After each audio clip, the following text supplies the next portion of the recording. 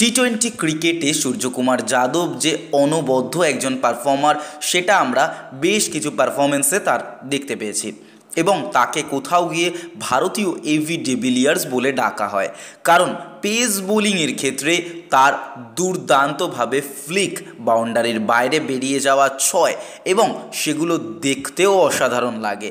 Of স্টাম্পের কিছু বলকে leg স্টাম্পে ছয় মারা এবং লেগ স্টাম্পের কিছু বলকে অফ স্টাম্পে টেনে এনে ছয় মারা, এই জিনিসগুলো আমরা হামেশাই দেখে এসেছি সূর্যকুমার যাদবের ব্যাট থেকে।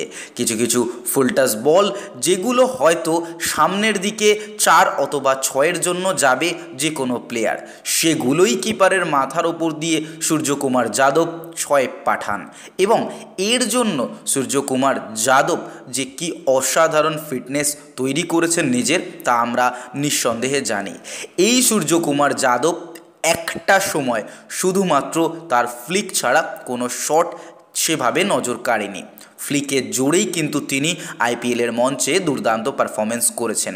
তারপরে একটা বড় গ্যাপ এবং নিজেকে পুরোপুরি পাল্টে ফেললেন এই সূর্যকুমার যাদব। এই মুহূর্তে তৈরি করেছেন নিজেকে বিশ্বের একদম অনবদ্য টি-20 ফরম্যাটের যোগ্য প্লেয়ার হিসাবে, এবং ভারতীয় দলের অধিনায়কত্ব পাওয়ার পর থেকে তার একটা নতুন মাইল ফলক ছুঁয়ে ফেলা হলো। টি-20 আন্তর্জাতিক ক্রিকেটে 4টি শতরান করলেন সূর্যকুমার যাদব, এটি একটি বিশ্ব রেকর্ড। চতুর্থ শতরান করে তিনি স্পর্শ করলেন রোহিত শর্মা, গ্লেন ম্যাক্সওয়েলদের এই বিশ্ব রেকর্ডকে। আন্তর্জাতিক টি-20তে তাদেরও 4টি করে শতরান রয়েছে। সূর্যকুমার বিশ্বের তৃতীয় ক্রিকেটার হিসাবে 20 ওভারের আন্তর্জাতিক ম্যাচে 4টি শতরান করার কীর্তি গড়লেন। উল্লেখ্য, কয়েকদিন আগে ভারত অস্ট্রেলিয়া সিরিজে টি-20তে নজির গড়েছিলেন কিন্তু ম্যাক্সওয়েল। বাবার আজমের 3টি শতরান রয়েছে আন্তর্জাতিক টি-20তে। বৃহস্পতিবার টপকে গেলেন সূর্যকুমার যাদব এবং রোহিত শর্মা এবং ম্যাক্সওয়েলদের ছাপিয়ে গিয়ে অনবদ্য যে পারফরমেন্স করেছেন, তাতে দাঁড়িয়ে কিন্তু সূর্যকুমার যাদব আগামী দিনে এই 4টে থেকে 5টা, 5টা থেকে 6টা যে কোনো জায়গায় তার পারফরমেন্স যেতে পারে।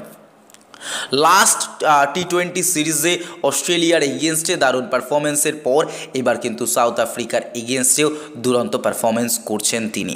আগামী দিনে ভারতীয় তারকা হিসাবে সূর্যকুমার যাদব যে এক উজ্জ্বল নাম, সেটা আমরা নিঃসন্দেহে বলতে পারি।